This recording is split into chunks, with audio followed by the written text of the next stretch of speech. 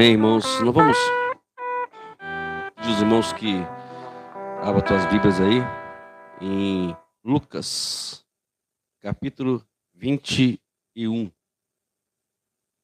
Lucas, capítulo 21. Nós estamos hoje vivendo momentos difíceis, né? No mundo inteiro. Quando a Bíblia fala que nós temos que orar por Israel, é porque nós temos que pedir ao Senhor continue protegendo aquele povo. Eu acho que existe uma promessa sobre aquele povo e a destruição deles não vai acontecer com certeza, né? Se fosse isso, já era para serem destruídos há muitos anos atrás. Mas Deus tem guardado esse povo e é a referência nossa, né? Como o chamado de Deus, como o retrato ali, ou a evidência do grande poder de Deus sobre esta terra. Está justamente nesse povo de Israel, onde tudo de bom aconteceu, e também algumas coisas ruins aconteceu por causa deles também. Nós vamos ler do versículo 5 até o versículo 18, né? Lucas, capítulo 21, do versículo 5 até o 18, diz assim: Alguns falaram a respeito do templo, como que estava ornado de belas pedras e de dádivas. Então Jesus disse: Vocês estão vendo essas coisas? Virão dias que não ficará pedra sobre pedra que não seja derrubada. Perguntaram a Jesus: Mestre, quando será isto? E que sinal haverá quando essas coisas estiverem para acontecer? Jesus respondeu: Tenham cuidado para não serem enganados, porque muitos virão em meu nome, dizendo sou eu, mas também chegou a hora, porém não vão atrás deles. Quando vocês ouvirem falar de guerras e revoluções, não fiquem assustados, pois é necessário que primeiro aconteça essas coisas, mas o fim não será logo. Então Jesus lhes disse: nação se levantará contra nação, reino contra reino. Haverá grandes terremotos, epidemias, fome em vários lugares, coisas espantosas e também grandes sinais vindos do céu. Antes, porém, de todas essas coisas, vocês serão presos e perseguidos. Vocês serão entregues às sinagogas e lançados na prisão. Serão levados à presença de reis e de governantes por causa do meu nome. Isso acontecerá para que vocês deem testemunho. Tome, pois, a decisão de não se preocupar com o que irão responder, porque eu lhes darei palavras de sabedoria que não poderão resistir nem contradizer todos os que opuserem a vocês. E vocês serão entregues até seus próprios pais, irmãos, parentes, amigos. Eles matarão algum de vocês. Todos odiarão vocês por causa do meu nome. Mas não se perderá nenhum só fio do cabelo da cabeça de vocês. E pela perseverança que vocês ganharão a sua alma. Amém? Esse texto nos ensina, né, sobre algo muito importante. Maria, a paz, amada, de muitas coisas que nós estamos vendo acontecer nos últimos tempos. A volta de Jesus parece que ela está muito mais evidente hoje do que muitos anos, tempos atrás. Todo ano tem umas coisas novas acontecendo, né? 2019, né, nós aí fomos não surpreendidos, é claro, mas o Brasil, o mundo, vamos dizer assim, passou por uma uma epidemia que matou quase 1 bilhão de pessoas. Isso no mundo todo. Começou lá na China e depois percorreu todo este mundo. Tudo parou. Tudo, o Brasil, o mundo todo levou aquele baque. Quantas pessoas foram mortas, morreram por conta dessa epidemia? Os terremotos vocês estão vendo acontecer, né, agora no Afeganistão. Quantas pessoas morreram lá, né? Houve aquela catástrofe, terremoto ali no México. E assim, houve aquele tsunami lá na Indonésia, que matou mais de 300 ou 400 mil pessoas.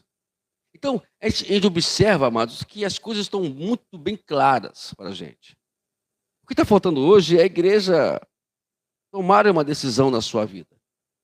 Como nós sempre falamos, que nós não temos mais tempo para podermos ficar lamentando, né? Resmungando aqui, resmungando ali. As coisas estão muito claras para a gente. Jesus, ele começa aqui com uma pergunta dos discípulos. Os discípulos olham para Jesus e mostram para ele o grande templo, né, de Jerusalém. Diz a Bíblia que quando os discípulos começam a dizer sobre isso, ele fala: olha, vocês estão vendo esse templo aqui? Não ficará pedra sobre pedra, serão todo derrubado. E tudo isso se cumpriu, né, no ano 70 depois de Cristo. Começou uma grande guerra ali no ano 66, perdão, e aonde, inclusive, foi escrito a carta de Hebreus. A carta de Hebreus foi escrita num momento crucial para os judeus que estavam sendo perseguidos. O general Tito, ele entra aí em Jerusalém e devasta todos, e morre muitos judeus, e o templo é totalmente destruído, como aqui é profetizado por Jesus. Vocês veem? As coisas já começaram, Jesus deu um sinal. O que ele estava dizendo não era um papo furado, não era uma conversa qualquer, era algo que ele estava dizendo que iria ser um sinal que ele retornaria para essa terra e buscaria o seu povo e abençoaria o seu povo. Aí depois os discípulos fizeram a pergunta para Jesus, né? Mas, mestre, quando isso vai acontecer? Que sinal que o Senhor possa nos dar? Talvez é isso que precisamos nós hoje prestar atenção. Talvez nós ficamos muito focados em muitas coisas na igreja, ou nisso ou naquilo, esquecemos de fazer a mesma pergunta que os discípulos fizeram a Jesus. Qual são o sinal? Ele fala aqui no versículo 7. Que sinal haverá quando essas coisas estiverem para acontecer, Senhor? Aí Jesus começa a fazer uma descrição do que nós já estamos vendo por esse mundo afora. A primeira coisa que ele fala aqui, tenha cuidado para não serem enganados, porque muitos virão em meu nome dizendo sou eu, e também chegou a hora. Todo mundo vão dizer isso, e infelizmente estamos vendo isso acontecer constantemente. Quantas pessoas começaram algumas igrejas aí, alguns líderes, né, tentaram dizer quando Jesus voltaria. Eu vou voltar no dia tal, no dia tal. Uma vez fizeram uma pergunta isso para Moody, um grande evangelista. Disseram assim: Moody, se Jesus voltasse amanhã, ao meio-dia, vamos dizer assim, eu não lembro se essa é exatamente a hora. Se ele voltasse amanhã meio-dia, o que você faria? Você não faria nada, eu continuaria fazendo o que eu estou fazendo hoje. Então, nós temos que viver, sabe, irmãos, como que Jesus voltasse a qualquer momento, talvez desse dia de hoje. E ele fala aqui, olha, vai vir muitas pessoas enganar, falar coisas que não se deve, ensinar coisas que não se deve. Hoje, a igreja, infelizmente, ela foi contaminada com ensinamentos que não provêm da Bíblia, não provêm de Deus. tem enganado muitas pessoas. Quantas pessoas têm vindo para determinados cultos que se chamam assim, para poderem cultuarem não somente, não a Deus, mas simplesmente a eles próprios ou a pessoas que estão dirigindo aquele culto. Falsos profetas, vindo para poder enganar as pessoas. Os falsos profetas não são aqueles, não é o Maomé, não é o Buda, não é nada disso. Os falsos profetas estão justamente dentro das próprias igrejas que são chamadas de igrejas evangélicas, que deveriam ser, pregar a verdade, mas infelizmente estão fazendo ensinamentos contra ou oposto naquilo que Jesus está dizendo na sua palavra e enganando muitas pessoas. Esse dia eu estava conversando com o nosso irmão Silvio. Para encher a igreja hoje é a coisa muito mais fácil, né? O ser humano vive em função de necessidades, né? Sejam elas materiais ou sejam elas espirituais. Principalmente as espirituais. Hoje doenças, né? Hoje se você for querer fazer uma campanha aqui, dizer assim, olha, é a noite do milagre. Vou orar e Deus vai restaurar sua vida. Não que Deus não queira fazer isso. Eu não estou aqui dizendo que Deus não vai fazer isso. Deus faz. Deus está pronto aqui para poder curar. Mas eu estou dizendo as pessoas tirarem vantagem disso. Tirarem vantagem da necessidade humana, né? da carência do ser humano, da opressão dos que vive hoje a humanidade. E por conta disso, estão entrando pessoas querendo aproveitar esses momentos para enganar justamente os escolhidos de Deus. Jesus continua aqui falando. Aí vocês vão ouvir falar de guerras e revoluções. Isso vocês têm vivido muito isso. Estamos agora vivendo um difícil no mundo, né? A questão mundial. Ali, não é propriamente a guerra, né? Vamos dizer assim, que quero lembrar os irmãos que ali não existe uma guerra entre um país contra outro país, né? É um grupo revolucionário, um grupo rebelde que foi lá e matou uma série de pessoas ali em Israel, chamado esses grupos de Hamas, os terroristas. Não tem nada a ver com guerra, né? Mas são revolucionários, está aqui na Bíblia, não lembro sobre isso aqui? Revolucionários. E eles estão ali fazendo essa bagunça lá. E quantas pessoas morreram por conta disso? Jesus também começa a dizer aqui, para que isso não venha nos assustar, porque a tendência é nós ficarmos com medo, ficarmos temerosos a andar nas ruas, né? Andar na rua aqui, andar na rua ali, ficarmos com medo que alguma coisa possa acontecer com nossos familiares. Quantas pessoas que moram no Brasil, que têm parentes lá em Israel, que estão aqui, sabe, temerosos, assustados, porque temem que um deles possa ser atacado, e alguns até foram. Mas a Bíblia fala para não ficarmos assustados com isso, não. Porque é necessário, e fala que é necessário que primeiro aconteça essas coisas. Olha o detalhe que Jesus, mas o fim não será logo. E Jesus chama isso de princípios de dores, lá no capítulo 24 de Mateus. Ele fala que isso aí é o princípio de dores. Então você imagine, né? Então, o que virá mais depois como chamado dores? Aqui, nós homens não sabemos como é que é uma dor de parto. Graças a Deus por isso, né? Deus continua abençoando nós homens, né? Não sabemos o que é a dor de parto. Mas as mulheres sabem muito bem o que é isso. Né? Sabe a intensidade que é esta dor. Mas isso é quando uma mulher começa a sentir a dor de parto, porque tem um sinal. Qual é o sinal? Que a criança está para nascer. Então, quando Jesus chama tudo isso como um princípio de dores, e dizendo assim, olha, eu estou sentindo contrações que o Jesus está prestes a voltar, mas essas contrações, né, o médico, você vai lá no médico, as mulheres vão no médico, né, o que acontece? O que eles fazem? É apenas normal essas contrações, né? Volta para sua casa, né? Volta para sua casa porque apenas é um princípio, não é a dor exatamente de parto. Aí ela volta para casa, aí sente aquelas contrações novamente, aí vai para o hospital. até que a dor ela vai aumentando, aumentando, que aí vem sim, né, o momento de dar a luz. Mas Jesus fala que isso aqui é só princípio. Ele continua falando ainda, ó, no versículo 10, nação se levantará contra nação, reino contra reino. Então, as pessoas vão brigar entre si, as nações vão brigar entre si. Lá no caso de Israel, é reino contra, é nação contra nação, é reino contra reino. Eles estão brigando nos seus próprios territórios. E quantas vezes acontece isso?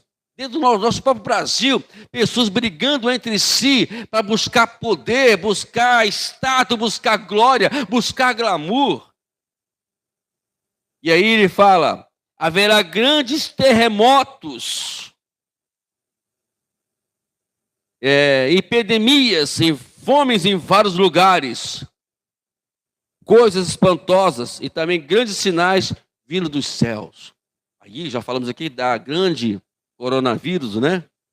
Que parou o mundo. Parou o mundo. Cada ano é uma coisa nova que acontece. É coronavírus, é a gripe da galinha, do frango, é a gripe do porco. É tanta coisa que acontece, mas tudo isso vem como dar os princípios de sinais da volta de Jesus. Essa epidemia, na verdade, quem viveu o mundo ou que viu isso com uma forma espiritual, pôde enxergar a grande necessidade que o homem tem de Deus. Viu aí a impossibilidade de um homem agir ou querer ganhar conseguir alguma coisa pelos seus próprios esforços. Viu que o homem, nós seres humanos, somos pessoas muito frágeis. Também vemos aqui os terremotos, como já falamos aqui, que está acontecendo no momento agora, ali no Afeganistão, muitas pessoas morreram, quantos terremotos, até o Brasil, amado, às vezes treme. Né? Aconteceu um dia disso aí que houve uma tremura aí, foram buscar os estudos, estudar por quê. Treme no Brasil, porque o Brasil, ele sabe que o terremoto são placas deslocadas, chamada placa tectônica, né? Agora eu esqueci o nome agora direitinho. São placas descoladas. E quando aquelas placas elas se movimentam, a terra treme. Aí faz aquele movimento da terra tremer. Só que o Brasil, ele é em cima de uma única placa. Então não tem como haver terremoto no Brasil. Não tem como haver. Isso os geólogos, eles confirmam. Mas tremeu. Por quê? Porque lá do país tal, foi tão intenso lá que deu umas balançadinhas aqui no Brasil. Para que os irmãos tenham uma ideia, que as coisas estão cada dia mais se inovando. Virá sinal do céu, a fome. Quantos países hoje, dentro do próprio Brasil mesmo, pessoas morrendo de fome, pessoas não têm o que comer. Você vai no Nordeste agora, não precisa você ir para a África, não. Porque quando se fala em fome, as pessoas só pensam na África, mas no próprio Brasil, no nosso Nordeste, pessoas morrendo de fome. Isso é sinal da volta de Jesus. E ele continua falando aqui sobre que os discípulos seriam entregues, que a igreja seria entregue nas mãos dos homens.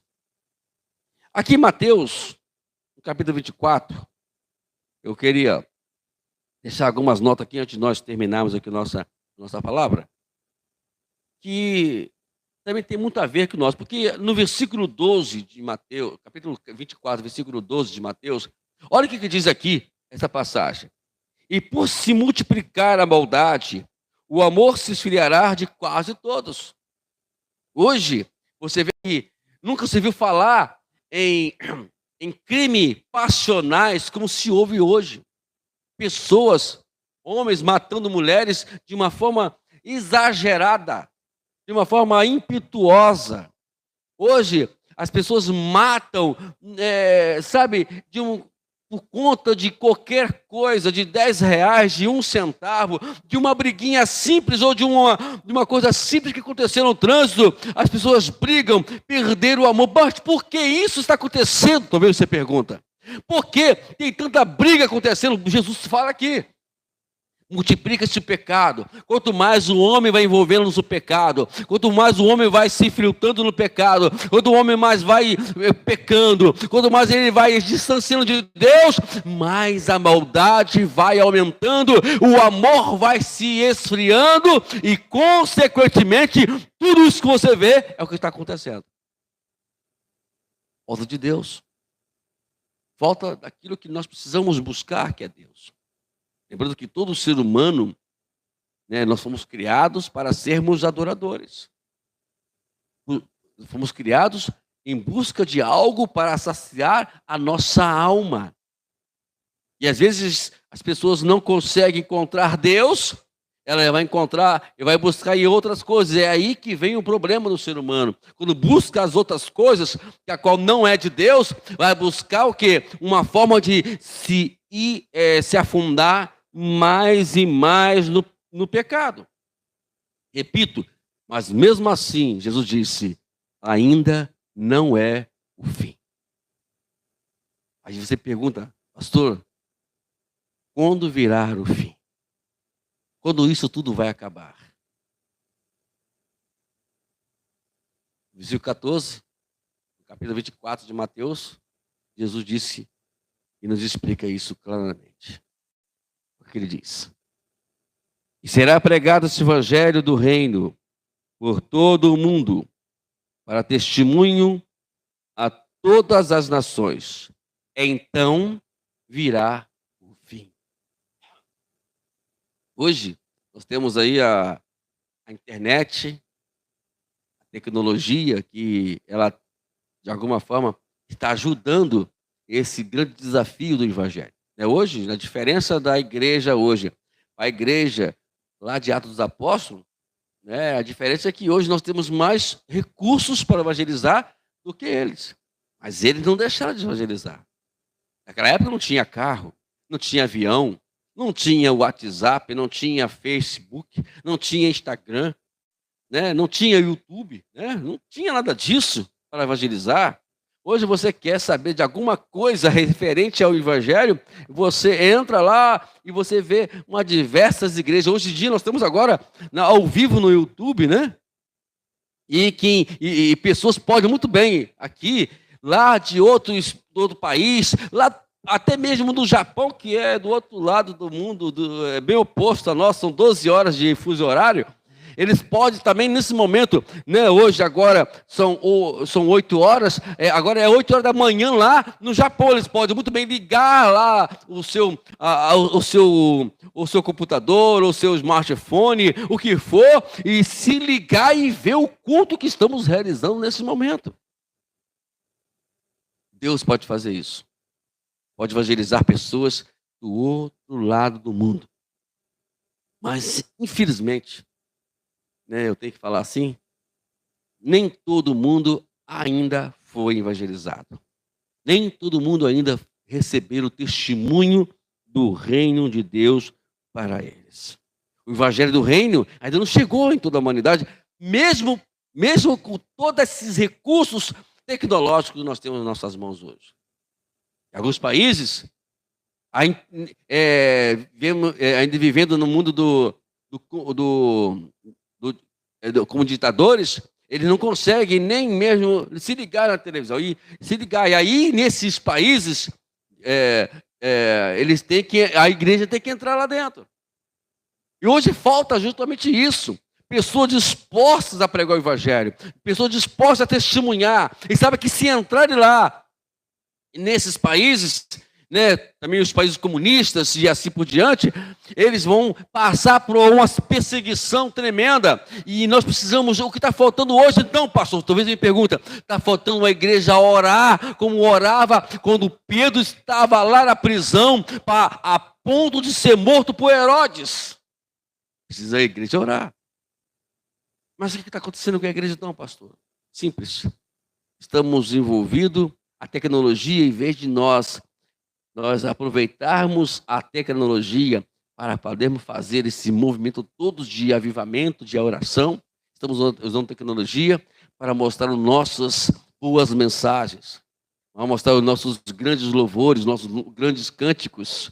mostrar a nossa bela igreja, o nosso belo templo. Aqui não é o nosso caso, né? A igreja está ainda na situação ainda.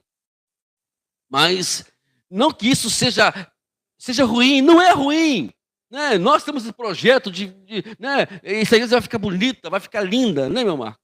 Mas o problema é as pessoas estão muito paradas e presas somente a isso. Esquece que nesse momento existem pessoas, ou inúmeras pessoas, morrendo sem salvação, morrendo sem ouvir o Evangelho, e nós estamos dizendo: volta, volta, Senhor Jesus, Maranata, hora vem, Senhor Jesus. Mas isso, né, é um tipo de oração que só pode ter resultados se nós estivermos na presença de Deus e estivermos evangelizando o mundo todo. Use esses recursos. Vamos usar os recursos que nós temos. Oração, orar pelos perdidos. Não é encher a igreja de pessoas, mas trazer as pessoas oprimidas e encontros as pessoas oprimidas. Eu creio que cada um de vocês aqui conhece alguém oprimido, conhece alguém precisando de Jesus. Então, fale para elas, convide elas para vir para a igreja, ou nos notifica para irmos às casas dessas pessoas. Olha, o pastor vai vir aqui, vou marcar para ele vir aqui, orar pela sua casa, orar pela tua família. Enfim, nós precisamos mobilizar, usar os recursos que temos em nossas mãos para irmos a cada casa e evangelizarmos a cada vida. Felizmente, nós vamos passar agora, a gente vem para cá, vai a caminho, a gente vê tantas igrejas, muita igreja, irmãos. Aqui em Chapecó tem a igreja, né? E a pergunta é: mas por que a nossa cidade ainda continua vivendo na opressão do diabo? Eu aprendi uma coisa, a Bíblia nos ensina isso. Onde está o Espírito Santo, há a fartura de alegria. O diabo não pode ficar ou operar onde o Espírito Santo está operando. Então isso quer dizer que quando uma cidade, por exemplo, eu conheço locais de igreja que tem uma barricada em frente à igreja. E a igreja acha que isso é normal. Temos que fazer o quê? Vamos orar para ele. Não orar. Temos que tomar posse daquilo que Deus colocou em nossas mãos. Eu me lembro uma vez, só dar um exemplo disso só. Em frente à igreja onde nós dirigimos, tinha um bar na frente. E aí, cismaram de fazer, tocarem música justamente na hora do culto. E fui lá, não falei nada com o dono do bar. Não fui criar problema com ele, não fui fazer nenhum barraco com ele, porque não é a nossa competência. Levantei minhas mãos: Senhor, se és o dono, se és o Senhor desta igreja, tu sabes que está atrapalhando os nossos cultos, nossas reuniões. Então, agem segundo a sua vontade. Irmãos, não demorou um tempo, pegou fogo no poste. Pegou fogo no poste. Naquele momento ele aprendeu, e nunca mais ele colocou mais música alta em frente à igreja. No redor onde está a igreja, o local onde está a igreja, nós precisamos pregar o evangelho. Aí a pergunta é: como é que nós já vai acabar com o tráfico? Como é que a gente vai acabar com a marginalidade? Não é prendendo essas pessoas que, não se prisão desse resultado, todo mundo estava santo hoje. Não existia maldade, não existia criminalidades. Mas vocês vão observar que o que falta hoje, né, para você acabar com isso, é simples. Você quer acabar com o tráfico? Então evangeliza os consumidores. Evangeliza eles, tragam eles para o evangelho. Vai lá, traz da prostituição, os homossexuais, o que for, as prostitutas, traga para a igreja, e com certeza aqui vai haver libertação, vai haver transformação na vida deles, e eles também vão levar também aquilo que for receberam como transformação para as pessoas também lá fora. Porque o evangelismo, ele é um ato contínuo, é cíclico. Eu sou evangelizado, recebi a revelação de Deus, recebi a transformação de Deus, agora eu vou passar para outras pessoas também o que eu recebi. A coisa é simples.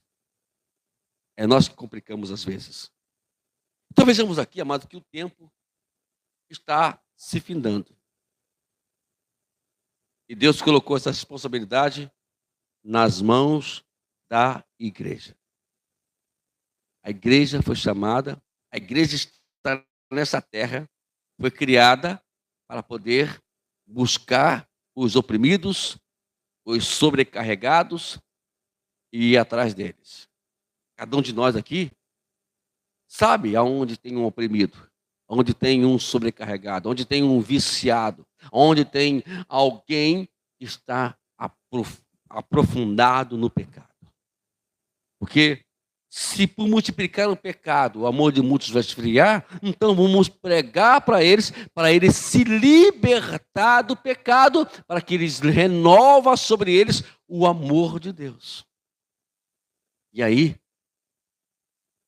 os crimes passionais, não sei se vão acabar, mas pelo menos vão diminuir. A onda de criminalidade, onde foi evangelizado, vai diminuir. É simples. Mas isso é o papel da igreja. É o nosso papel. Evangelizar. Fazendo assim, amados, diz a Bíblia, o fim não virá. Capítulo 24, 25 de Mateus, descreve, esses momentos ou finais que vai acontecer dos eventos aqui nessa terra. O livro de Apocalipse foi escrito justamente para nos revelar o que está por vir. Não sei se a igreja existe, sempre a discussão se a igreja vai passar pela grande tribulação ou se ela não vai passar pela grande tribulação. Essa não é a nossa discussão, eu não discuto sobre isso. Sinceramente. Não quero saber. Estudo para poder ter a minha tese.